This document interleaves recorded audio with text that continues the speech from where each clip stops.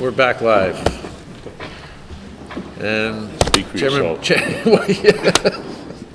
Chairman Bloss is back. You have some response. What kind of impact would those cuts make? Well, as Mr. Trotta said, it's not the prerogative of this board to direct cuts in any specific way, just as it's not the prerogative of this board to tell us within the total number how to spend it, as long as we do it lawfully and appropriately. But I do want to start off with just a couple of comments, and then with the chair's permission, I have absolutely no problem or hesitation defending this budget request. I have none. If there was something that I thought here was frivolous, I thought there was something that was educationally unreasonable, if I thought there was something that was not necessary, it wouldn't be in here. That's just a fact.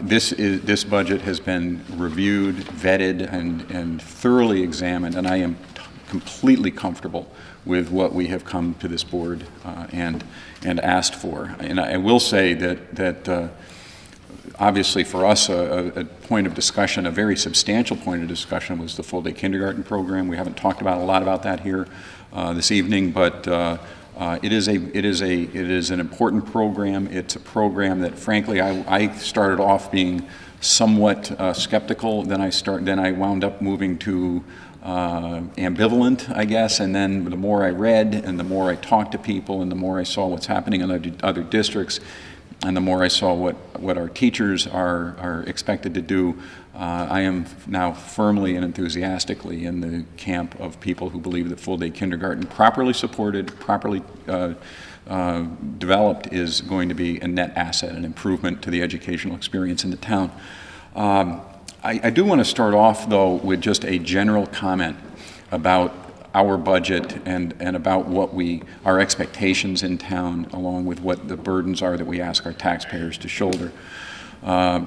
First of all, I know that I talk about these statistics every year, and I'm going to keep talking about them, because the simple fact is that our educational spending in Guilford is now, and has been for the past many years, a relative bargain for the product that we deliver to the taxpayers and the students and the parents of this town. Why do I say that?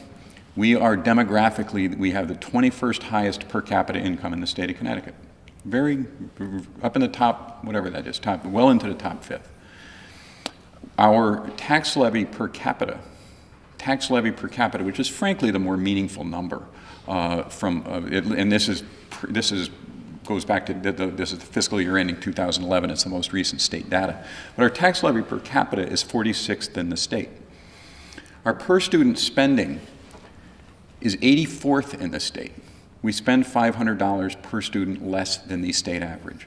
So when we talk about, I think one of the risks in developing a budget and looking at a budget is that we sometimes forget what the history of the budget process has been, and what the spending has been, and what the steps that boards have taken in previous years to try to make sure that spending was reasonable. So if we are starting off in a place that's already $500 per student less than the state average, what is it that we expect to be able to do in Guilford to deliver the high quality educational services that we expect that we're going to be able to do for $700 or $600 less per student than the state average? I'd submit to you, Mr. Chairman and members of the board, that we can't. That's the reason. There would have to be significant compromises in one of a few different areas. Obviously, there would be a risk if we were to, I'm sorry, the number was 700,000 in that area? Well, okay. All right, I mean, obviously the significant risk in that would be the full-day kindergarten program. I did speak to Mr. Trotta during the break when we were changing the tape, and if with the chair's permission, I'd like to just, if Mr. Trotta could, and again, recognizing that this board doesn't have the ability to direct anything, but what is, if I could ask through the chairman, what your suggestions to the board would be? Now, I will warn you of two things, and my first disclaimer is that I really do not want to tell the Board of Education how to spend the money in the first place. I feel that there's a competency on the Board of Education that's excellent, and I realize that if you had to work with spending cap, that you would be able to prioritize the different programs and resulting in the best educational outcome. And I would definitely agree that the Board of Education is better, but I do have some suggestions that would result in not losing all-day kindergarten, but still coming in with a very low budget for the taxpayer, and then perhaps revisiting some of these other initiatives in the next budget cycle. But it's definitely not without some pain. I would propose that you would eliminate the coaches. I think you've hired 6 already, and now you want to hire an additional 2, and maybe we would just limp along with the 6 we have. For all-day kindergarten, you had proposed also the addition of classroom aides at a cost of around $140,000, $150,000. And I would propose that you simply double the amount of kindergarten teachers and be able to go ahead and execute the program as kindergarten stands right now without the additional aides. The next item was the custodians, and I think you've noted that I have a dollar figure here that was really to eliminate 2 custodians. I believe that one of the custodial positions was already eliminated in some of the cuts that the Board of Education has already made from the originally proposed budget. Yes. Okay. The next item was professional development. This was an item that had increased by 19%, and I was going to ask the Board of Education to perhaps forego that increase and maybe revisit the expansion of the professional development next year. I was going to ask them to forego an increase in adult education. Not sure if that was driven by attendance, but that was a $16,000 dollar amount. And I was going to ask the Board of Education to forego the electronic scanning of the building plans, at least until another budget cycle when we may not have such a large increase in healthcare costs. The next item is probably one of the toughest hits, and that would be to postpone the increases, not the spending amount from last year, but just the increase in the spending for the technology plan. That was definitely a big hit, and there's some pain there.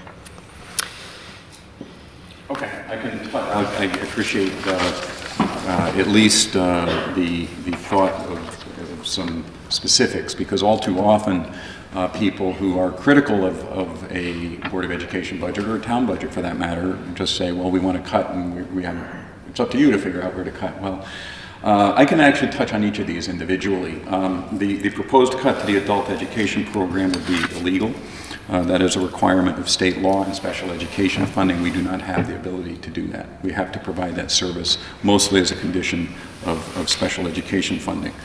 The custodians, there are 2 half-time positions. One is to be a maintainer, the other is to work at Adams. We think that we're going to be able to reduce actually contracted costs, savings for contracted maintenance to some degree by hiring somebody in-house. But more importantly, if we are going to commit to staying in the Adams building, which I've said I think repeatedly here that we want to do, we just have to put more resources into it. We already expect our custodians to maintain a per square foot level that is substantially in excess of what private sector custodians do. I guess I should be careful about this given that we're going into contract negotiations with them. But nonetheless, we have very high expectations from our custodians. So both of those proposed cuts would have a significant impact on our ability to maintain the buildings. The aides for the full-day kindergarten, it is not a huge line. I think, as you noted, that's probably somewhere around $120,000 to $130,000. I would just remind this board that when the administration brought us the proposal for full-day kindergarten, at that time, the proposal was for 12 full-time aides with full health benefits. We believed that it would be appropriate to instead fund 12 part-time aides with no health benefits. The studies, and I did send you some of the studies, and you asked for them, and I appreciate that, do indicate that particularly at the lower levels, having an extra pair of hands, having an extra instructional capacity within the classroom adds significant value to the program. One thing I think that we don't always appreciate, and we don't even know as a district, frankly, until the Thursday before Labor Day, the difference in readiness for school for our children, our 5-year-olds, is really hard for me to explain here. There are kids that are probably able to be in first grade, perhaps, or at least halfway through kindergarten. There are other kids that just aren't there. And we have this thought of this program called differentiated instruction, where we try to pay attention to the kids that need it the most, but not take away from the kids who can be pushed a little harder. That really is just impossible to do at the early grades, early ages, without some kind of aid. The other part, frankly, that you would recommend reevaluating is all relating to professional development. And I just don't think on the Board of Education we have much stomach for lowering professional development. We have an outstanding district. We have outstanding teaching staff. They are under, and we didn't talk anything about teacher salary increases or anything like that tonight, which is fine, although I'd be happy to do that. But I will say, and then I think this is related to professional development, our teachers are working harder, doing more, and delivering better results than they have ever delivered in the time I've been on the board, and I've been here since 1999. They are doing outstanding work, and I am proud of what this district is accomplishing for all of our students, high achieving, special ed, anybody in the middle. The heart of getting our teaching staff comfortable with Common Core state standards, comfortable with the principles of learning, comfortable with what our expectations are. The heart of that is professional development. We have in the lawyer world, we have mandatory professional development. They call it continuing legal education in New York State. Connecticut, it's voluntary, but they still have expectations. Your malpractice carrier actually wants to make sure that you have mandatory professional development. Why would we treat our teachers any differently than what the expectation is in the rest of the world? That we never stop learning. Our teachers are always going to be trying to develop better skills. The math coach frankly, I think that would be the last thing I would cut in the budget, almost the last thing, the math coach in the middle schools. Because as Dr. Freeman said, they are under intense pressure right now to try to implement a new program, a new curriculum, and without, frankly, one of the shortcomings in Common Core state standards is that curricular materials have not been developed yet. As remarkable as this is, for many subjects or many grade levels, there aren't curricular materials. So we're asking teachers to do that. The math coach in the middle schools is going to be able to help with the entire teaching process, and frankly, I think that's one of the more important aspects of this particular budget.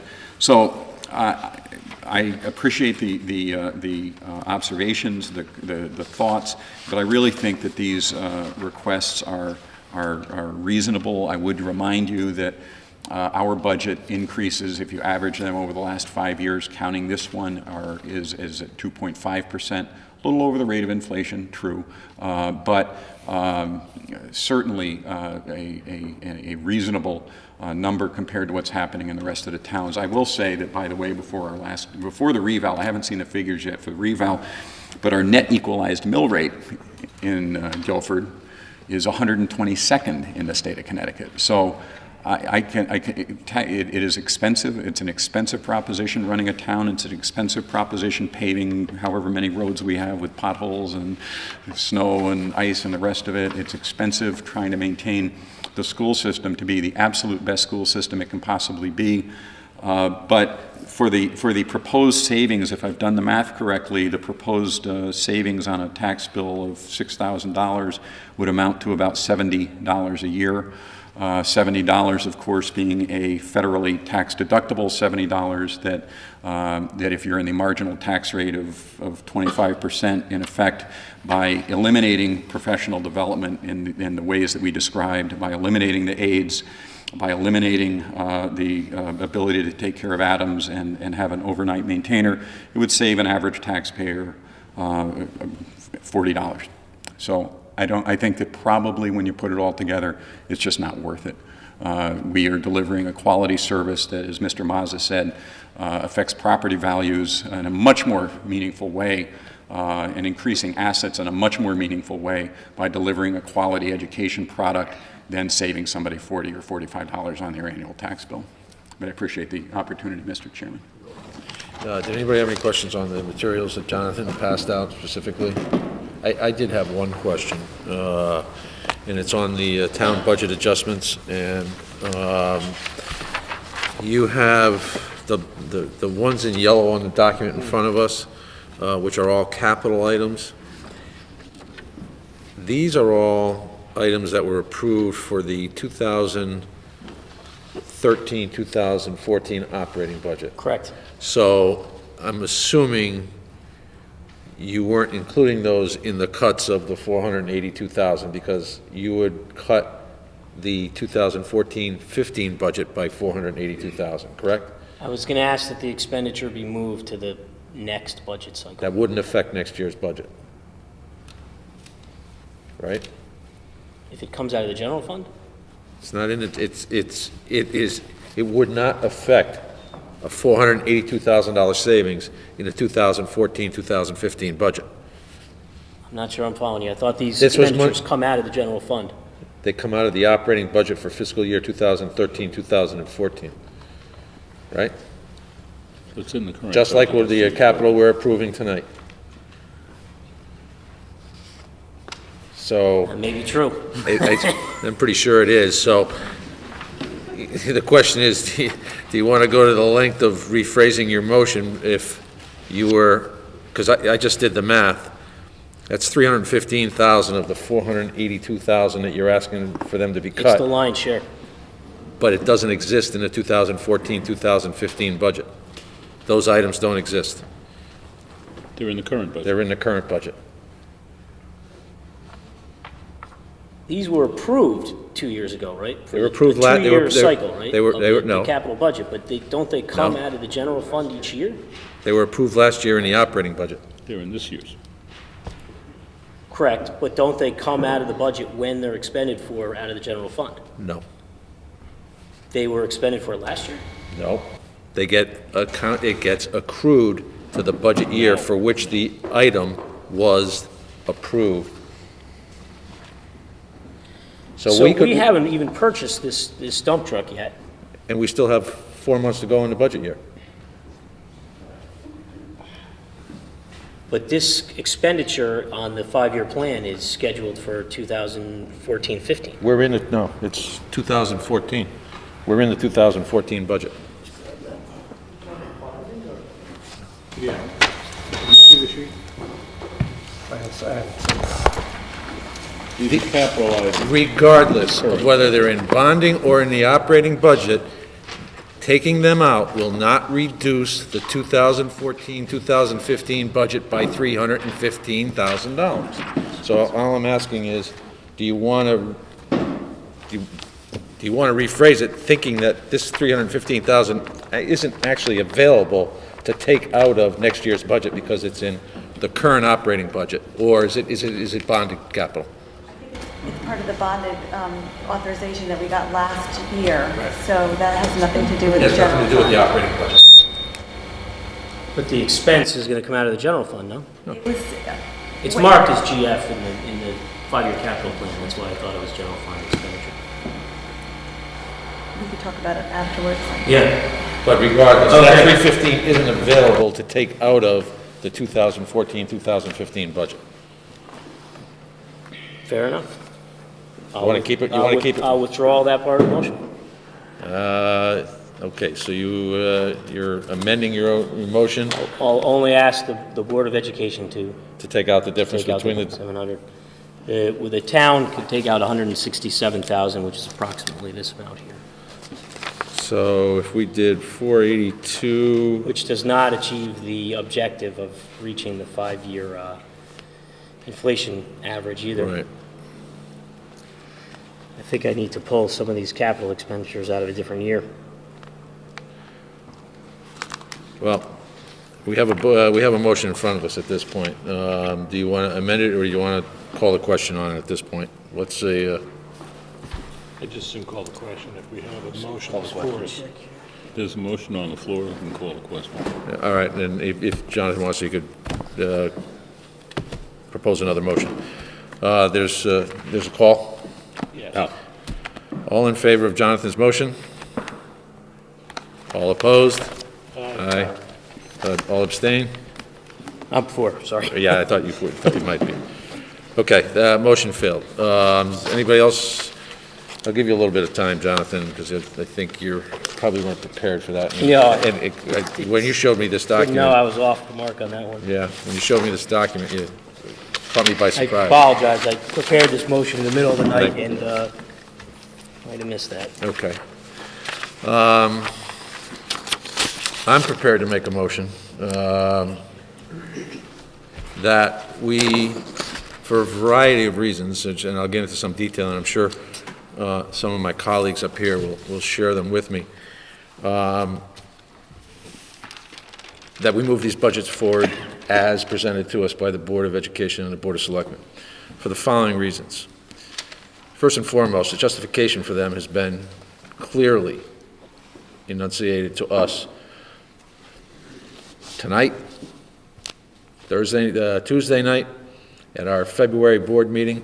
But more importantly, we have been intimately involved in the development of these budgets since December, when we first started meeting with the Board of Education, with our subcommittee structure, with the Board of Selectmen participating in their workshops with their department heads and those presentations, this work that I've done with the finance director, conversations I've had with the first selectman and some of the other selectmen, as well as discussions with Board of Education members. Am I crazy about a 3.22% tax increase? No. I didn't get into this role to raise my own taxes, to do that kind of thing. That's not why I'm here. Why I'm here, Is that a vote against or? not quite, Ah, not quite. Sorry.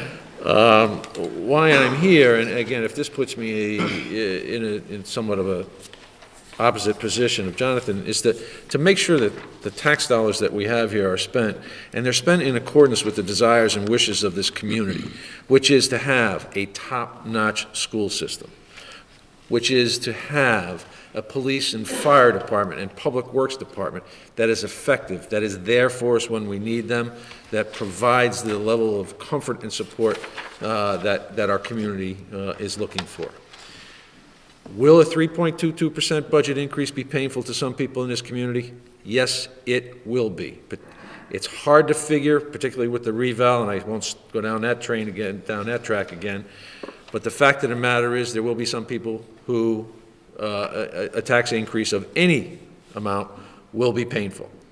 There are people in this community for which a tax increase of 5 times this number wouldn't make a difference in their net worth. But we don't govern for the polar ends of society's spectrum. We govern for the vast majority. Ken, you asked that very appropriate question of Dr. Freeman about how we're addressing things at the top end for the board of, for the top achieving students and the students with the most need. What are we doing for the people in the middle?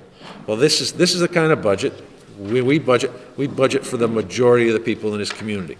Are there programs that people can take advantage of? Our senior citizens who do not have incomes that would make it easy for them to absorb these kind of things? Yes, we do have those programs. All right.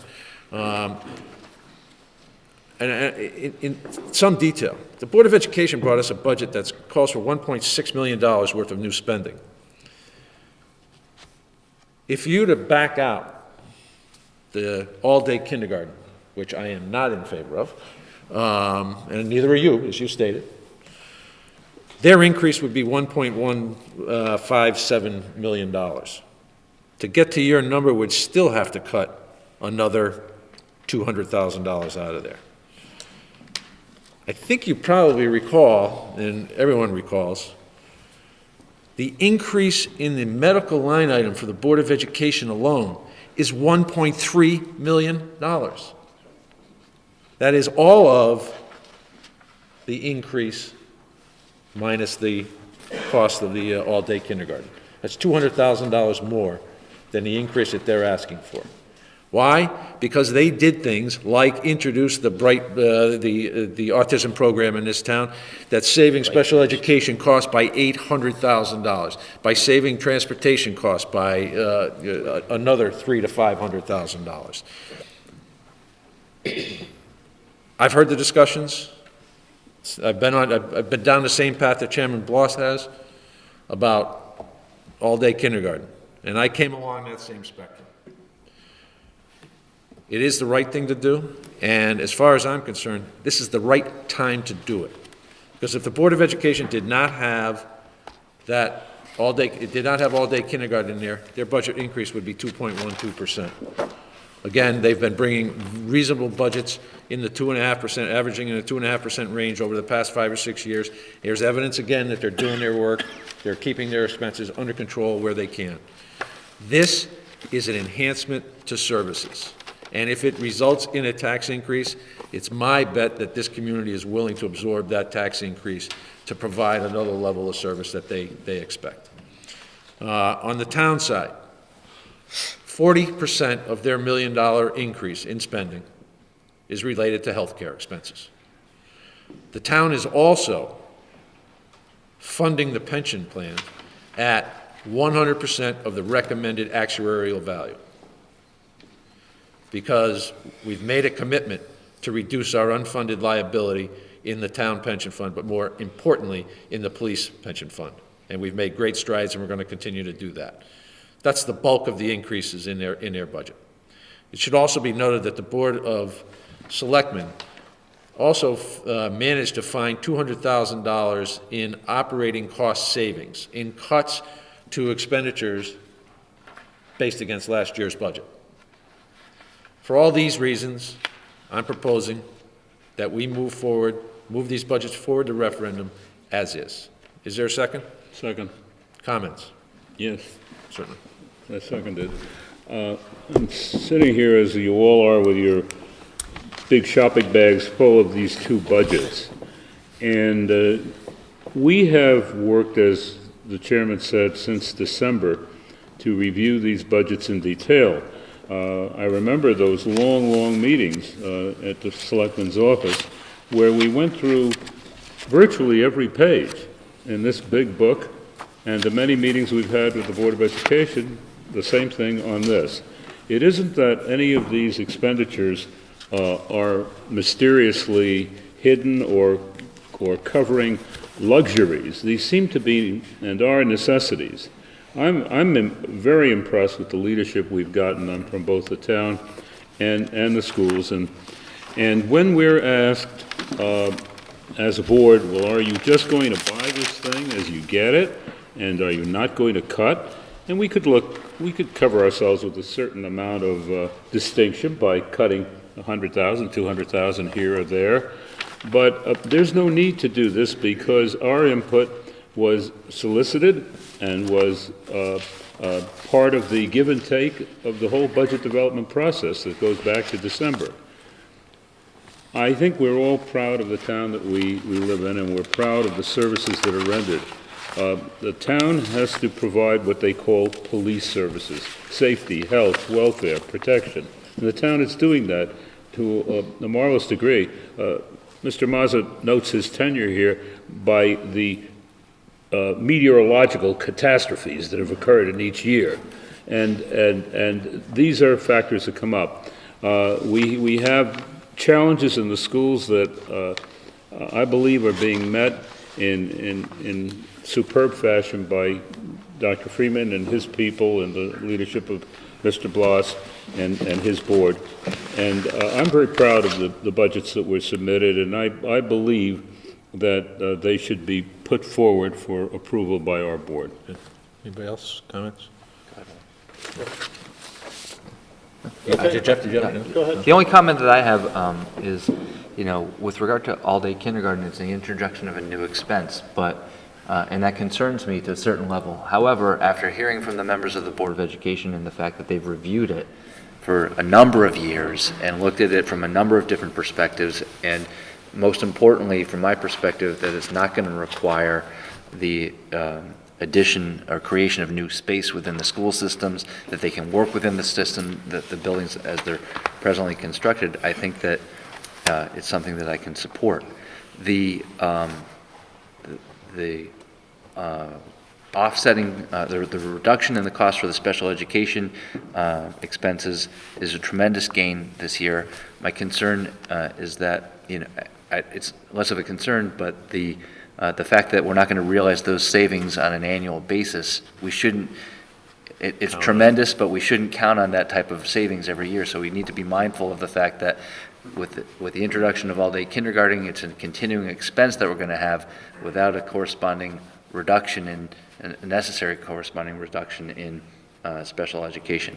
So I think that on the town side, as you mentioned, Mr. Chairman, the funding of the pensions is tremendous, and also the fact that we're setting aside revenue or funds for capital improvements so that we can pay for capital improvements as we go is going to ultimately save the taxpayers money in the long term, even though there is an increase of the 3.2% that we're looking at this year. I think we'd be facing larger tax increases down the road if we didn't go in the direction that we're going right now. And so I think I can support the budgets as presented. Thanks, Chip. Anybody else? Sure. I second much of what Ken said in terms, I had almost the same speech, although you did very eloquently laid out reading your notes. the point. Thank you. There's page after page of spreadsheets and bullet points, each of which we've had an opportunity to review and evaluate, and we do, and we have that chance, and we get a chance to ask questions and poke and prod, and there's many changes that have been adopted, and some of which have been explained, as Jeff points out, that, why this year, and in part, it's a space issue that has finally presented itself, and it's a moment where it makes sense. So things like that factor into the decision. But I come at the process not quite the way Jonathan laid out in his presentation, which is an arbitrarily imposed number that may or may not have any particular utility to our needs and our ability to pay for those needs here in Guilford. I am, the impact on the taxpayers is not lost on me. There's really three stakeholders. I suspect you could probably come up with more. You could slice this up a number of ways, but I mean, clearly there's the taxpayers. At the end of the day, this board is the community brake pedal. I see it that way. It's our job to make sure that there's another set of eyes that go on every proposal that comes down from the other two boards, and our job is to look out for the interest of the taxpayers. Now, at the same time, our responsibility is to the citizens of the town who are receiving services, many of the same people, most of the same people. And that's where the real philosophical difference is, which way one leans toward the priorities in the budget. In my estimation, not arbitrarily just slashing things from a process that's taken months to develop, but to thoughtfully consider each and every item, and is there value in it, is there sufficient value, and is it being run efficiently, and is there a better way to do it? All those things which are time-consuming and useful, and we have had every opportunity to engage in. And frankly, the third significant group are the employees that we're dealing with in the town and the school district. I mean, these are people, many of whom live here in our town or certainly adjacent towns. You can't treat them arbitrarily. In some cases, they have contractual rights. In some cases, it's just appropriate to handle them fairly to make sure that they're incentivized to, discharge their responsibilities in a way that delivers quality service to the town. So all those things need to be considered in balance. If one is out of balance by just, imposing a figure from someplace that doesn't, in my estimation, particularly make sense. It's going to throw out the system, and over time, that could end up costing considerably more money. I mean, it's not lost on me that, roads in some ways are an area where we could possibly be spending even more money. We're not spending it right now. We probably all have the anecdotes of the people we know. I know someone who ended up 2 flat tires on 1 pothole. Now, this happened to be in New Jersey, fortunately, and it wasn't in North Guilford. But it happened.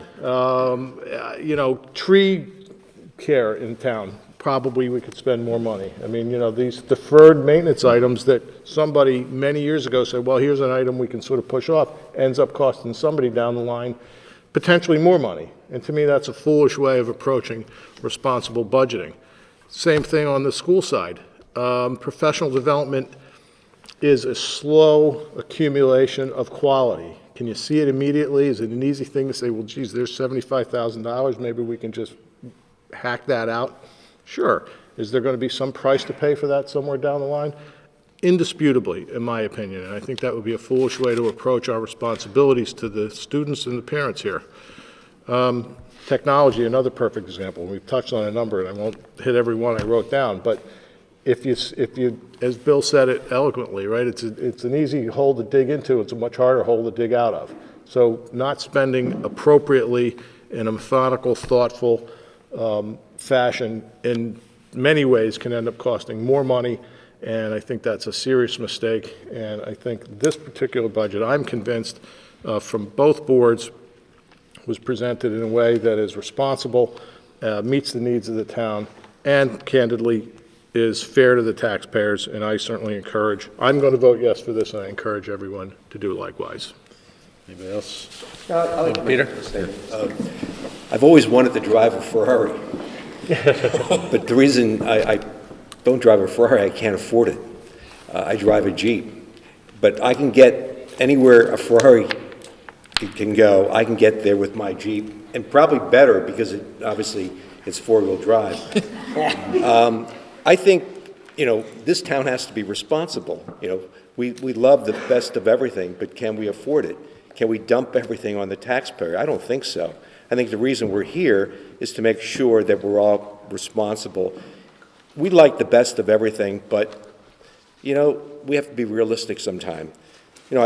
I look at some of these expenses. Healthcare is way up. Obviously, somehow we have to develop a partnership to get that down so that the taxpayers are not always picking that up. There's got to be some sharing of the expense of healthcare with the employees. Now, I know these are contractual things. We can't do anything about it now. I look at some of the collective bargaining pay increases, and I'm looking at 09, 10, 11, these budgets. 3.75% every year of an increase is it's really not realistic, considering the fact the 2013 inflation rate is 1.5%. The projected inflation rate for 2014 is 1.7%.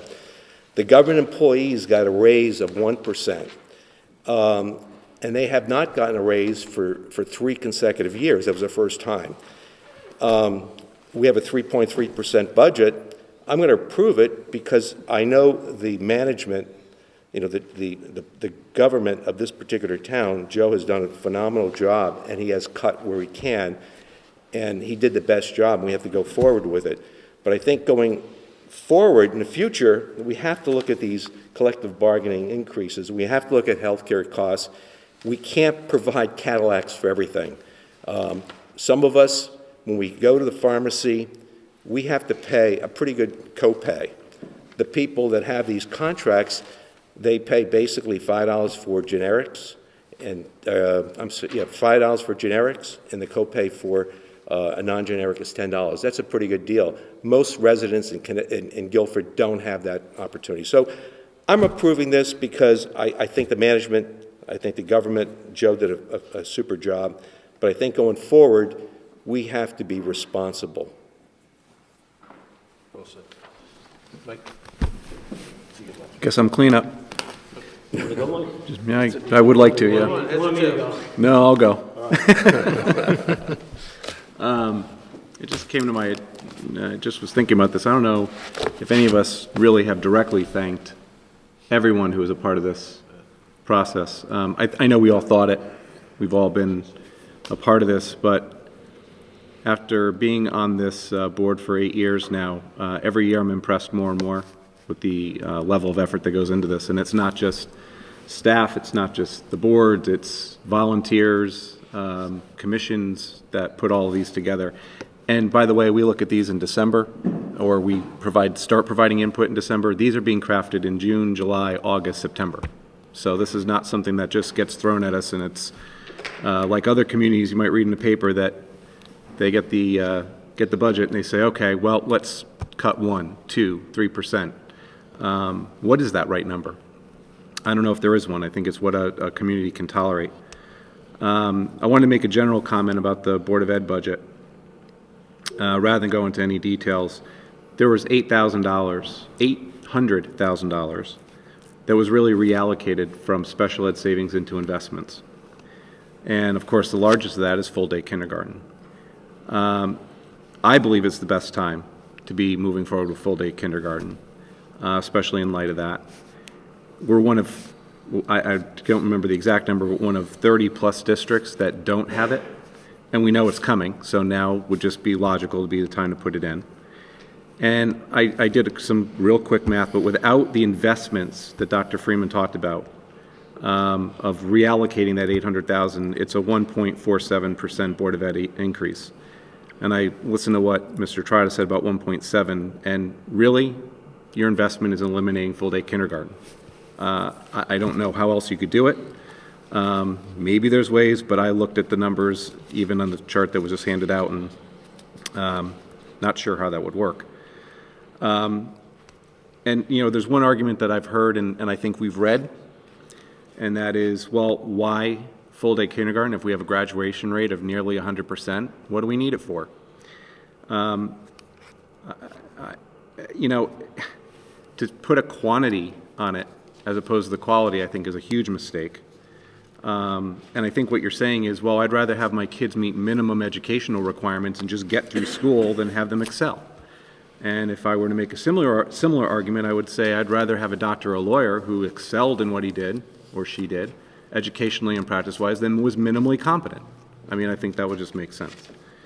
On the town side, I want to make one note. The non-discretionary increases to the town budget totaled $1.03 million.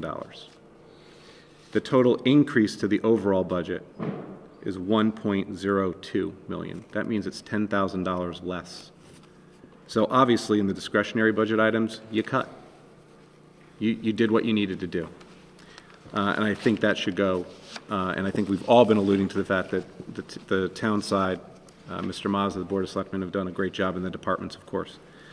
I heard numerous things throughout the presentations. I heard terms of build, invest, improve, enhance, study.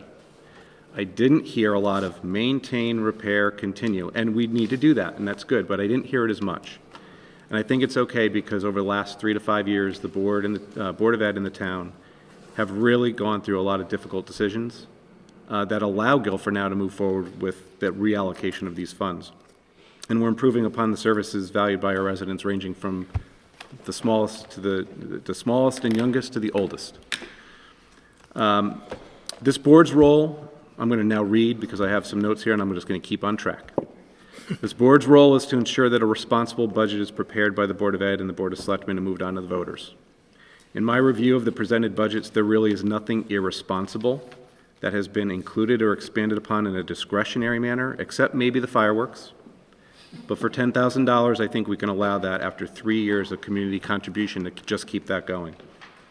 And although we have little input or control in the non-discretionary items, both the Board of Ed and the town have done a remarkable job in negotiating fair contracts that, if you compare those to most communities like ours and our neighbors, they're right on target, if not better. To everyone who has reached out to our board over the past couple of weeks, some are here, both in person at meetings as well as through email, both for items in the budget and against tax increases, because we've gotten both. I'd like to say on behalf of the board, thank you. I know I could speak on behalf of us because your participation means a lot to us. It always does, always has, every single year. And I hope it doesn't dwindle after tonight. Every year, many of us at this meeting, Jonathan being one, and I think we've all echoed it at some point, ask people to get out and vote. Voter turnout at 20% for this budget would be considered a high number. One response to a person's comment that I received was, the Board of Finance is the last line of defense for the Guilford taxpayer. And I'm going to argue that it is not. It is the voters who come out to vote for or against the budget. Elected officials and leaders are the servants to all of you in the audience, and our actions and decisions should not be focused for the short-term, unimportant wants or silent minority. Should this budget not pass, then maybe we have not done our job. And if it does pass, it will be for the long-term important needs and active majority. So with that, I think it's clear that I believe the budget's responsible and should be moved forward with no cuts. Jonathan? Obviously a dissenting view as usual. But I do feel that this budget is characterized by just trying to do too many good things, of course, for the town, too rapidly, and not mitigating the burden on the taxpayer enough. I think taxpayers have really suffered since the real estate bubble burst, and that their wealth and income has declined, and it's getting more and more difficult to tell them it's fair to sustain, another 3% increase, which is driven mostly by public sector wage inflation. I do think that there is very limited flexibility, though, in the budgets, and that there's been some excellent discretionary restraint, especially on the town side. But I do feel that with some small amount of pain, there is some leeway to reduce some decreases that are just nice to have and not truly required. I do want to apologize to my constituents for a little bit of a hastily put together motion with some of the cuts I had in mind, but I did grab a few items from the wrong section for capital. But we do have about a $509,000 increase in capital. And I still do believe there is some leeway in capital spending, and this would slow down pay-as-you-go, and I think pay-as-you-go is a good thing, but I do think there's a little bit of latitude there.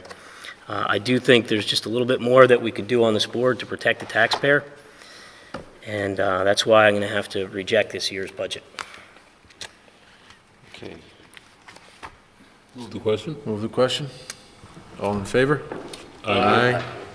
All opposed? Aye.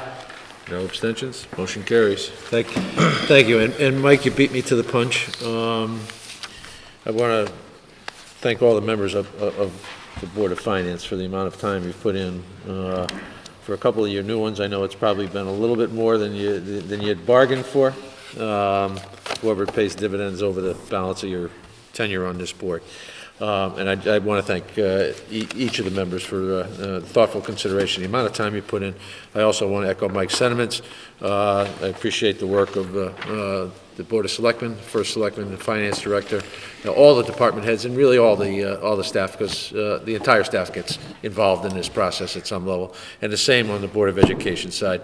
Linda and Jason put a tremendous amount of work in putting the documentation together to make it match up to the goals of the superintendent and the Board of Education, as well as all the administrators. So thank you all. Joe, you had a comment? Yeah, first of all, I don't want to keep you late. Thank you to the board. Jonathan, I appreciate your comments. Peter, I appreciate your comments too, but I just want to correct the record. There is no one in this budget that is getting a 3.7% increase. So I just want to make sure that's understood. The average increase in payroll was 2.23%. I think what you were looking at was the last year, which is the year we're in now, of the GEA bargaining unit, Guilford Employees Association. Their last increase was 3.75. We're in negotiations with them now, but no one is getting a 3.75 in this budget. So I just want to clear the record. And also, Jonathan, the capital expenditures, did not increase 509,000. I might have heard you wrong. It's getting late, so, you know, I'm a little older than you. How much am I off by? I just Yeah. read that right out of the book. No, it was $51,000 increase from last year. Okay, all right? Do I have an old exhibit in my book? I don't know what you have, I don't have your book. Okay.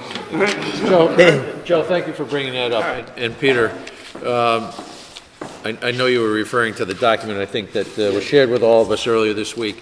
And to Joe's point, the 3.75 you see there for GEA, which is 2008, 2009, and then 910, as well as the supervisors at 3.9 and 4, dispatchers at 3.25, fire at 4, police at 4. Those were all bargained for in good faith sometime around 2005, 2006, when the economy was running like wild. Sure. And private sector pay increases were grossly exceeding those kind of numbers. So, and you'll also notice on that document that there is a zero in there in 2010, 2011. Every employee in the town of Guilford and the Board of Education, I believe that the Board of Education also took a pay freeze during 2010, 2011. So is there nationwide pressure to beat up on public employees? Yeah. Just go to Wisconsin, go to a couple other places. It's happened all over the country. Are there things that need to be addressed? There certainly are. The biggest and most important is defined benefit plans. The current administration is working diligently, and I don't think it's any surprise. We're not giving away bargaining positions, but we, like the rest of the country, can no longer afford the vagrancies and variances in defined benefit plans. So we are moving away from that. And there is also a significant, there's been significant increases over the past 5 to 6 years relative to co-pays, not co-pays, but the employee contributions to their health care plans. I know that the plan that they're contributing to is commensurate, that their contribution level is commensurate with the plan that I have at my place of employment, as well as the place where my wife works. So while I clearly understand that I may have a plan that is not is richer than some other people's plans, they do exist out there. It is not as if everybody in the private sector is not getting pay raises or not having decent, affordable medical coverage. So I just think I have difficulty with using this table as a bully pulpit for town and government employees. So I need to warn you and all the other members, because there was an attempt to negotiate contracts from this table a couple of years ago, and that is wildly inappropriate for the Board of Finance. So. And I have one other point along the same line. The thought that there is public sector wage inflation in this town is just simply not accurate, as a number of people have now said. And I can speak to the school teacher contracts, which there's a number of components to that contract that makes it appear that it might be 3%, but there's step increases for many of the teachers who are in the system less than 14 or 15 years, okay? And those are just people that are moving their way up into a salary grade, at which point, when you're at maximum salary, the increase is somewhere around 1%. Sorry? 1.5 per year, or 1.5 over 3 years? No, per year. 1.5 per year. So the teachers that are at maximum salary, 1.5 per year, which is almost dead on the number that you're looking to achieve. So there's the point that Ken and I made about the complexity of this process is really well taken, and there's a lot to these numbers that as you bore into them make more sense to the process, as opposed to the final number of just taking a cleaver and trying to achieve a goal that's just not realistic for what we're trying to do. The process is long and arduous, and I think we're where we should be for a good reason. All right, the only other business we have this evening is to define the process that we need to go through to approve bonding for the school's projects. At this point, is it this board's pleasure to instruct or ask or request that the Board of Selectmen and the Finance Office prepare bond documents when the Board of Education approves the final number for these two projects? So I don't think we need to do that in the form of a motion, do we? All right, so you guys will move along that path. The anticipation is we will act on that at our regularly scheduled March meeting, because the Board of Ed will approve them next Monday? Yeah, and then and that gives us enough time with bond counsel? Excellent. Can I make one comment before Sure, we move on? sure. I just, on the subject of public sector wage inflation, with this huge increase in benefits for the health insurance, you don't see any kind of increase in the cost for compensation for public sector wages, or? Okay, you, Jonathan, you and I have specifically had this discussion, which is not to say argument, on this exact topic. Now, in the middle of that sentence, you mix the words wages and wages and compensation. Oh, okay. Okay. Now, I realized the first time I explained it, maybe I didn't drive the point home, but the point is wages are wages and benefits are benefits. And the fact is those employees are not receiving those health benefits in their pocket. The fact is they're spread out amongst the community. But you wouldn't all the agree that providers. that's the cost of public compensation? You want to have a I conversation? think we talked about the public the sector wage expression gap, was and you wage agreed that inflation. this is a real issue in our society today. And we're addressing it, and near as I can tell, Bill laid out, Mr. Bloss laid out half a dozen ways that we can approach health benefits and keep health benefits under control. There is actually a significant increase in premium share contribution in the existing teacher contract. Premium share contributions now I'm not as familiar with the town contracts, but those are clearly a negotiated item that's not being ignored, so that's a way to approach that. Are health benefits a societal problem? Excuse me. Are health expenses a societal problem? Absolutely. I think everybody's spent an enormous amount of energy, which is not appropriate for this board tonight to try and solve. But in terms of, the phrase that I took exception to was public sector wage inflation. Wage. I completely I see. disagree with that. I see. If you want to talk about overall compensation, that's a completely different discussion, and we could get into it, and it's to my point that the numbers can be more complicated than they appear at first blush. You good? Yeah. Okay. Public forum. Anyone wishing to address the board in public forum? Hearing none, I would entertain a motion to adjourn. Second? All in favor? Aye. Opposed? Thank you, gentlemen. What am I missing? Thank you, all hands.